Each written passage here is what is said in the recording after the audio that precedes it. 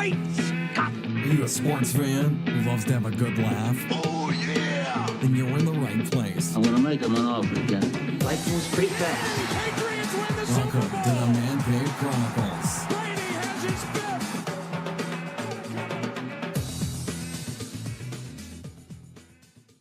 Hey, Zeltzer, my family is with me here today, but all the tables are full. Do you mind if we join you for breakfast? Oh, not at all. I get family. I'm here so much, I hardly ever see my wife. That's why I installed a web camera at my house, so I can see her during the day. Right now, I'm watching her do the dishes. Who in God's name are those two naked people? It's a Mr. and Mrs. Dish. Get out! Welcome to another episode of the Man Cave Chronicles podcast, a podcast of top culture where everyone has a story. I'm your host, Elias, and my guest today, I could go on with this big list. You've seen him in a few things. Scrubs, Cougar Town, Dude, Where's My Car? Bob Clendenin. Bob, how you doing? Elias, it's a pleasure to meet you. Yeah. Thank you. Thanks for having me on the show. No problem. Welcome to the cave. Yeah, I love the cave.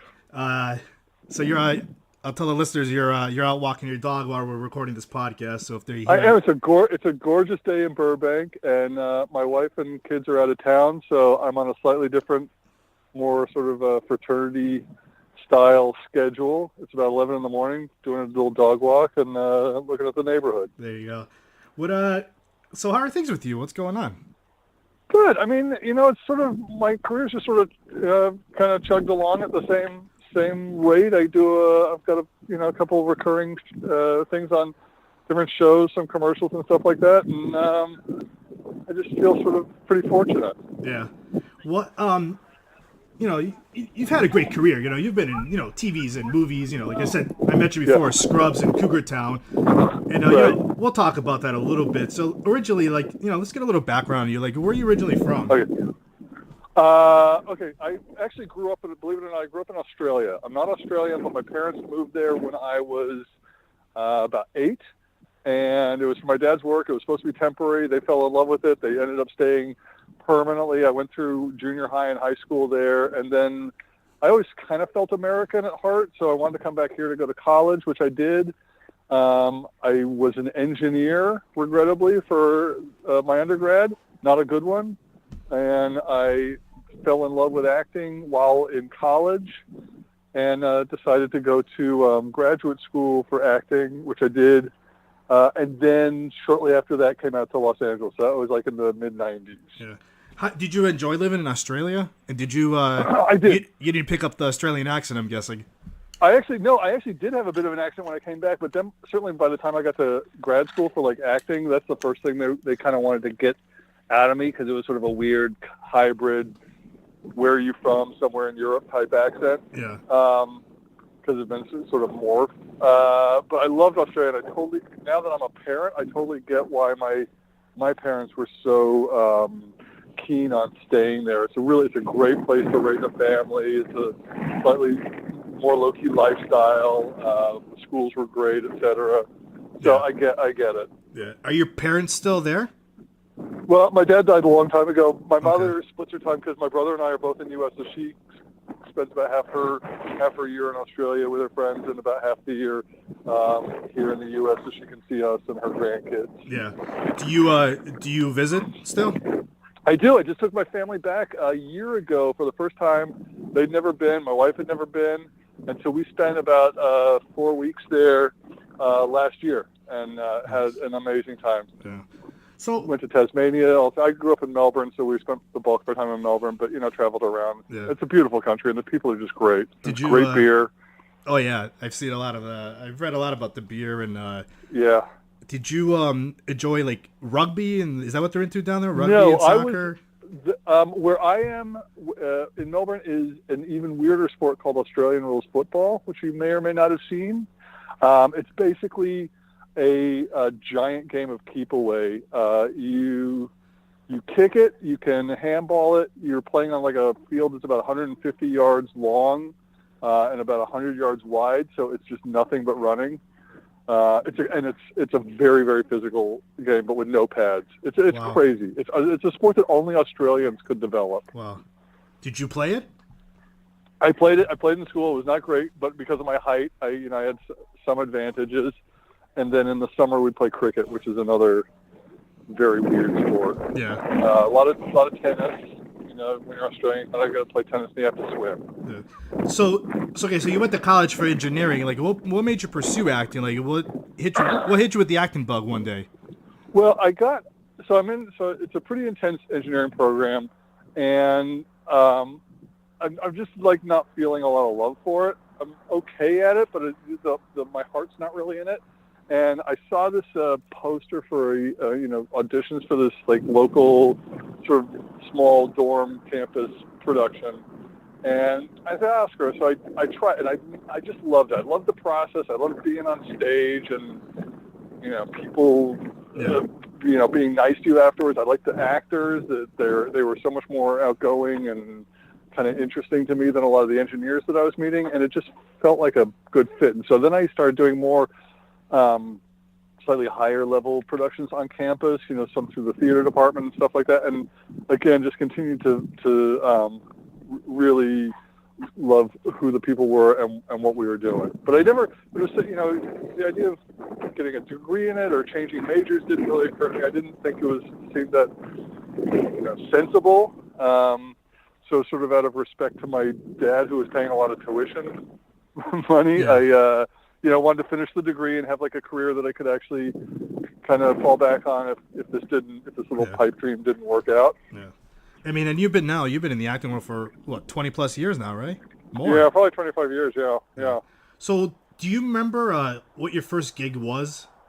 I do vividly. It was. I'm not sure you're old enough for this, but there was a show back in the early '90s called Renegade with Lorenzo Lamas. Okay, is that the motorcycle one? Yeah. Correct. He was a private eye with his own set of rules.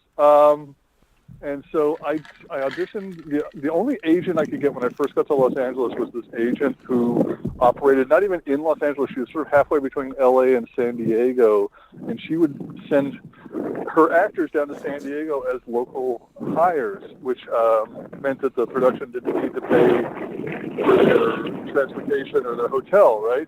And that would just be on our dime. And so I drove down to San Diego to audition for this small prison guard in Renegade. They said, "Oh, that's great. Can you come back tomorrow?" Sure enough, so I drive 3 hours back home, come back the next day 3 hours, say now do the audition in front of a couple other people. Great. So you got hired, and they got me in the union, which I wasn't in at the time because of this one show. So that was kind of a big hurdle. And then had this one scene with Lorenzo Lamas and the guy from. Do you remember? I think his character name was Animal in Revenge of the Nerds. Okay. He was the huge guy. He's large. He's hairy. Yeah, and he was in a lot of stuff. He was in Bloodsport. Correct. And yeah. He's in Bloodsport. Exactly. That guy. So it was him and Lorenzo Lamas that I had a scene with, which was really kind of exciting for me because I'd never been, on a set before and hear these recognizable actors, and I felt like, oh, big time. Anyway, so that was the very first gig. Yeah. And after that, did you start doing commercials, or did you just try to stick with TV? I did. No, everything started happening sort of around that same time. A couple commercials. I got a episode of The Nanny with Fran Drescher, and then so in the train. So this all started happening maybe two years after I'd been in Los Angeles. Kind of dealing with all the frustrations of nobody wanting to meet with you or represent you, and just feeling like a failure. So it was like 2 to 3 years before I felt like the gears started turning, and then once they started turning, it got pretty good fairly quickly. Within a couple years, I was able to quit my survival jobs and just be an actor, which was nice. Yeah. So I mentioned Scrubs before, and you worked with an amazing cast on Scrubs, and you always play like these weird, not weird, like characters. Am I right? Yeah. Yeah. So tell us about Which you. is great. Yeah. I don't have a problem with it. I think my wife would like it if I played somebody more normal every once in a while. But yeah, that's definitely been the bread and butter. Yeah, but sometimes those are the best characters because people enjoy watching that. Well, and Scrubs, they gave me some of the most outrageously funny lines. I just couldn't. I mean, it was a challenge to get through them sometimes. Yeah. But it was a great set with really, really funny people who were down to earth and just cool to work with. So I love that show. I love that job. Yeah. Do you have a favorite scene that you were in? From Scrubs, yeah. There was one, I actually became a. I don't think you call it a meme, but like on Reddit, on the front page of Reddit, there's sometimes these. You call them memes? Anyway, this scene that I did from Scrubs ended up on the front page of Reddit, so it was an honor, and it was one of them. Just because the line was outrageous. I'm Dr. Zeltzer. I'm sitting in the cafeteria watching my laptop, and one of the other doctors says, "Oh, what are you watching?" I said, "Oh, well, I installed some cameras in my home so I can just monitor what's going on." He said, "Well, what are you watching now?" I said, "Oh, that's my wife doing the dishes." And somebody looks at the computer and says, "Oh my God, who are those naked people?" I said, "Oh, that's Mr. and Mrs. Dish." Which I thought was just hilarious. I remember that because I loved Scrubs, so yeah, I remember that scene. Yeah, it was great. Yeah. So you can't get better than that. Yeah. How was it working with like? And the nice thing is, I tell you, a lot of my roles, I don't have the heavy lifting of a lot of exposition. I usually tend to have, a couple very funny lines that are, sort of the end of the scene. You come in, you say something funny that's bizarre that, gets leads us into the commercial, and then I'm done. So it's none of the really exhausting work of laying the, exposition or, some long narrative. How was it working with Zach Braff and also Bill Lawrence, because Bill Lawrence has done a few shows that you were on.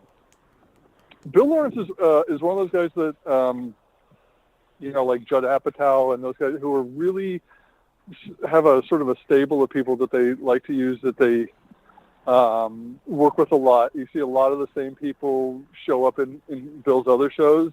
And so Scrubs was the first thing I did with him, but then we ended up doing a really funny pilot with Taryn Killam that never went, called Nobody's Watching. I did, and then Cougar Town.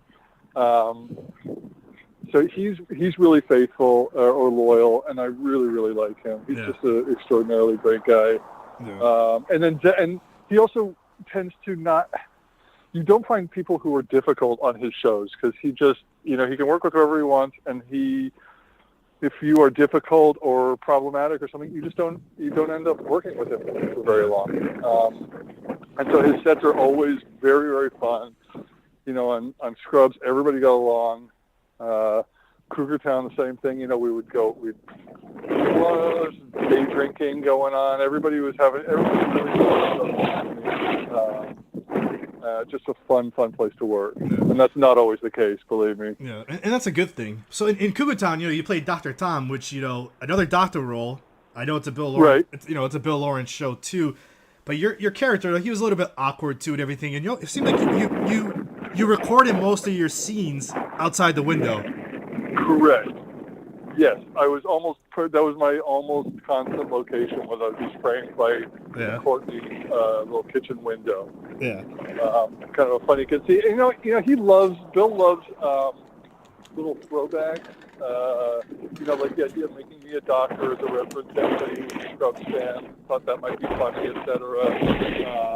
He had a bunch of people who were regulars on Scrubs kind of do little drive-bys on an episode, just, self-referential stuff. So yeah, in Cougar Town, you became a series regular at one point, right? Correct. Not until like the third season, though. I first started as a guest star, just as a single. It was supposed to be one episode, but it was lucky timing for me because they were trying to move the show away from the whole Cougar. I remember that conceit. Yeah. Like they thought that it sort of was killing the show a little bit, and the guest star they had at the time, Barb, who's an incredibly funny woman. I don't know if you remember her.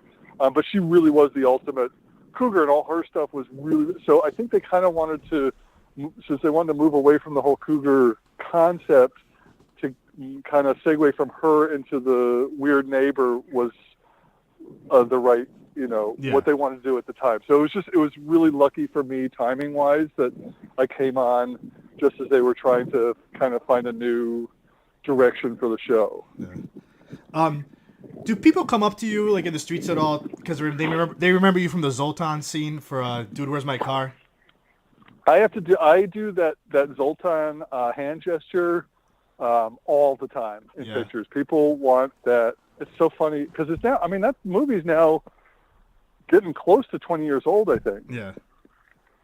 But it's actually a lot. So many people remember it from their early teens, and I get a lot of Zoltan references. Yeah. Did you enjoy doing that movie? I did. It was so weird. Nobody had any idea what it was going to be, whether it was going to be big or a complete disaster. I knew a couple of the guys, I knew I'd been on that 70s show several times, so I knew Ashton before the movie. And Mary Lynn Rice Cub I'd known from something else, so I knew some of the people in it, and we had a blast because we were just kind of screwing around, doing this goofy thing, no idea what it was going to be like, and it was really, really fun. Yeah. Do you have an embarrassing moment that you experience in your career on a set? I'm drawing a blank now. If I remember one before our time is up, I'll definitely, because I have no hesitation to, admit things that have just been disastrous. Yeah. I've had embarrassing moments like in an audition where, for whatever reason, I didn't have the last 2 pages of a script, so I thought I was finished, and everybody's still looking at me. Those are just terrifying. I still wake up, sometimes thinking of those. But no, on set, I'm generally, for as goofy as I am in person, I try to be pretty low-key and professional, certainly when I'm on a show for the first time. Yeah. Not to make too big a set of waves. I keep my nose fairly clean, at least early on. Yeah. And there's nothing wrong to to joke around with people, and being goofy, especially the times like that we're having now these days. Yeah. There's a lot. I agree. A lot of negativity in this world. Absolutely, 100%. But there's also, I think you're smart to recognize the hierarchy when you for example, when you go on a new show. If I'm just a guest star, if I'm just coming in for that week, to really be respectful that the leads of the show sort of set the tone, and when you're rehearsing and shooting, and you don't want to step on those toes. You never know who can be really prickly. Yeah. Until so I try to be very observant early on. Yeah. You don't have to mention names or anything, but have you ever been in a situation like that? Yeah, I have. I've been in a couple where the leads of the shows are really either just terribly, self-indulgent or negative or bitter or whatever, and it affects the whole show. You can feel it. But I was, on a show where some of their 3 ladies who were all sort of competing to see who could be the most high maintenance, and we wouldn't shoot until all 3 of them were down, but none of them would come down while the other one wasn't already down. So they're all kind of playing this game about how can I be last one to arrive on set and therefore the most important. Oh, geez. It was really absurd. I mean, It's so bizarre. Yeah. What's wrong with you? I mean, we are so lucky to be doing this. When you think about the fact that we're getting paid to play make believe and do what we really, really enjoy doing, it kind of floors me when people aren't incredibly grateful for how lucky they are.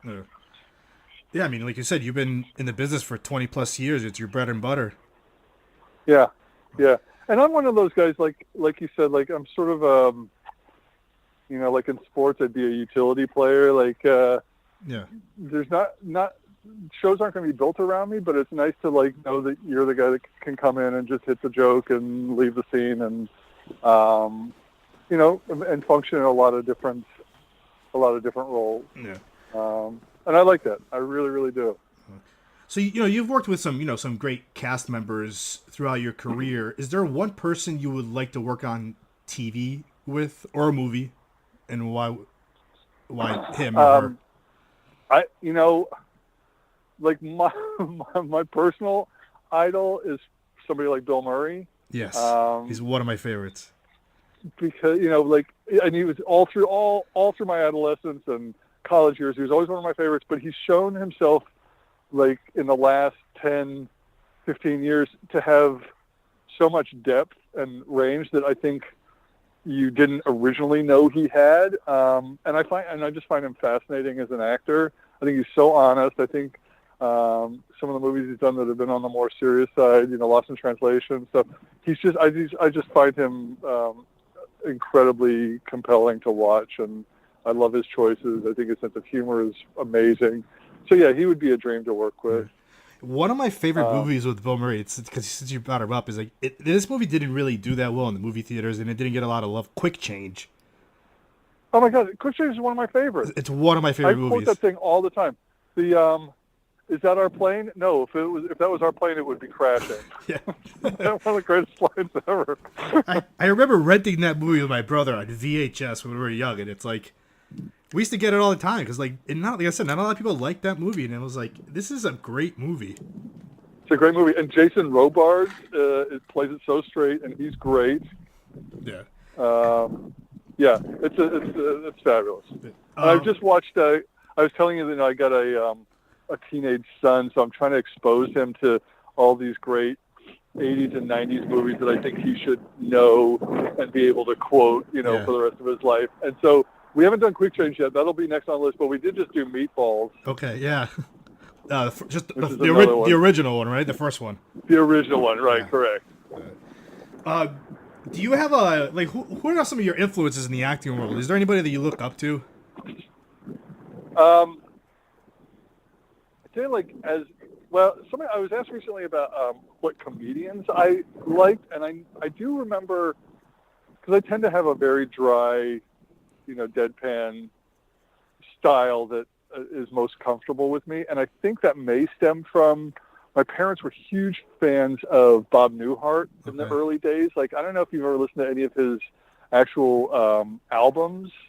He would tell these stories, like the Sir Walter Raleigh story, etc. But like his delivery is so dry, just like bone dry, and and his expression was just, unshakable. It was, I really, really liked him, and I think he ended up being sort of an influence early on, just in how my sense of humor developed, etc. Yeah. My dad was a huge influence on me. He was one of the funniest guys I've ever known. As actors, I remember like in school, all the people that we really thought were amazing, like John Malkovich and Gary Sinise, people like that. And also, like I kind of went through a classical training as an actor, like a lot of Shakespeare, a lot of the Greeks and stuff like that. So it's taken a turn since I moved to Los Angeles, but that was what I was training for originally. Yeah. Do you I don't know. It's kind of go ahead. No, go ahead. No, I wasn't going anywhere. I was gonna say, like, so, do you have, like, what's the hardest role you think you've played? It would probably be something from the theater. Like, I don't know if you know, I was Iago in Othello once, which is a monumental role. I mean, it's huge. Yeah. Like, the guy never leaves the stage. He never shuts up. And it's also a role that's not really right in my comfort zone in terms of who he is. It was kind of given to me in grad school, I think, as something they want, that I would fail at and learn from, and I did in many ways. That was definitely the hardest. So yeah, there's been some stuff in TV and film, but you tend to play, or at least I do, play to your strengths a lot in TV and film. I haven't found where people wanted to stretch me considerably in TV and film. Yeah. It's really, that's what the theater's there for. Do you have a favorite character that you performed? I love that Scrubs guy, I got to tell you. Yeah. I also really I did a couple shows with these two creators, John Lear and Nancy Hauer, who they were fully improvised. We did one show called 10 Items or Less. It was on TBS. Yeah, I remember that. And it was fully improvised. Like John and Nancy would have sort of a story structure so they know what the plot lines were, but no dialogue was written. So we'd get the set, and Nancy would just say, this is what's happened immediately before this. This is the information I need you to try and get out during the scene. Other than that, let's see what happens. And we would just shoot and shoot and shoot and eventually get something that kind of held together and was interesting and funny. And I love that. And then they ended up after that doing another show similarly, but it was a Western for Hulu called Quick Draw. And we did 2 seasons on that, and I love that. An improvised Western is about as much fun as you could possibly imagine. There must have been some good bloopers out of those 2 shows. Oh, yeah. And that, in fact, that was the frustrating thing is you shoot so much, and there's so much comedy gold, but then when they're editing it, there's no way they can put it all in. So you'd have, 100 hours of footage from these 3 cameras, but only for a 20-minute show. So there's a ton of stuff that you're like, oh, what happened to that bit we did about that? Oh, what happened to the bit we... And then it just can't make it because it doesn't fit into what they need to compact into 20 minutes, So that was a frustration. Plus a lot of great bloopers, a lot of breaking on set, a lot of stuff that comes out of left field that's hilarious, but still really, really fun. Yeah. What are some of your favorite TV shows and movies right now that you enjoy, like guilty pleasure? The one I'm really into right now is Barry. It's on HBO, I think. Yeah, on HBO with Bill Hader, just because it's just a beautiful conceit. I'm loving that. My all-time favorites would be Arrested Development and the Larry Sanders Show. I remember the Larry Sanders shows. I used to watch the reruns of that. Of Larry Sanders. Yeah. Yeah, it's great. It's great. And in fact, there's a really great documentary on Gary Shandling that Judd Apatow has just done, which is beautiful and moving and hilarious. I think it's also on HBO, but I can't be sure. Yeah. What's a fun fact about you that you want the listeners and the fans to know about you? I think people would be very surprised to know how normal I am. I'm literally like a Burbank dad. I volunteer on the PTA. I coach Little League.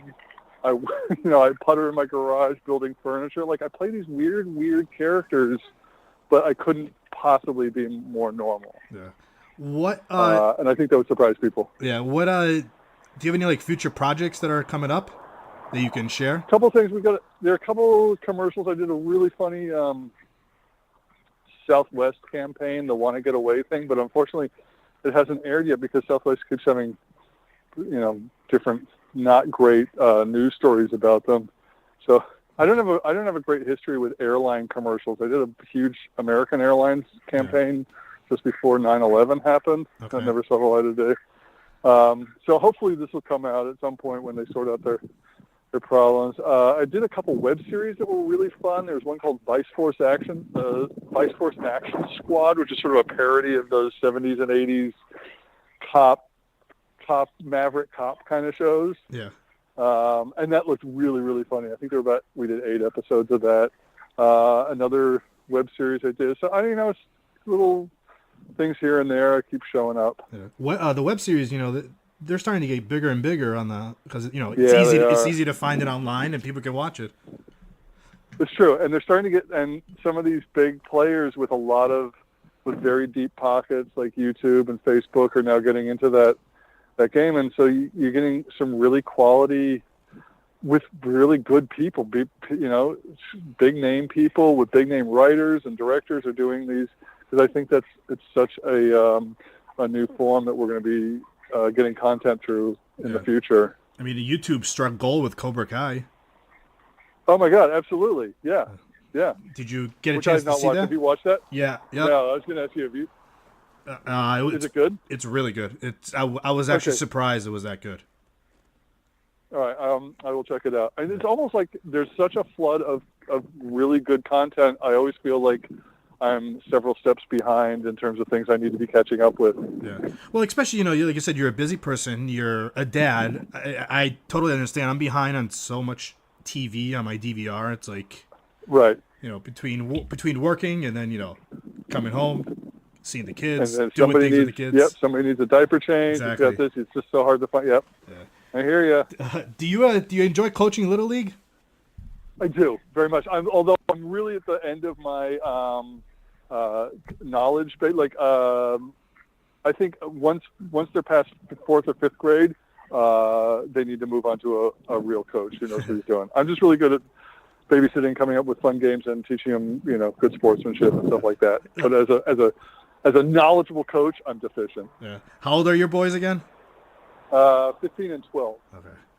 Well, you say that he's starting high school soon, so have a varsity or a JV coach. Exactly. Yeah, my 15-year-old is way past me. He's actually on JV. He's a pitcher, and so yeah. But I love the sport. I love going to their games. There's nothing better than like a really good, high school baseball game. Yeah.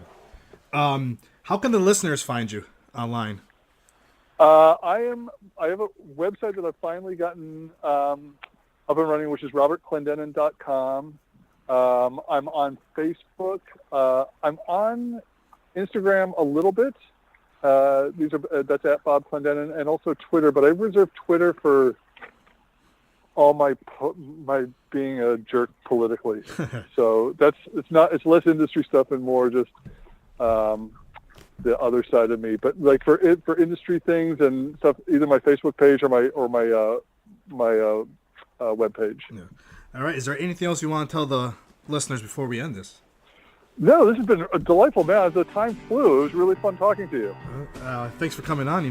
You're welcome on the show anytime. I hope you come back on. Well, I would love to come back. If I get something good that's exciting to promote, I will definitely let you know, and I would love to talk to you again. All right. Thank you. No one can tell you just what will come.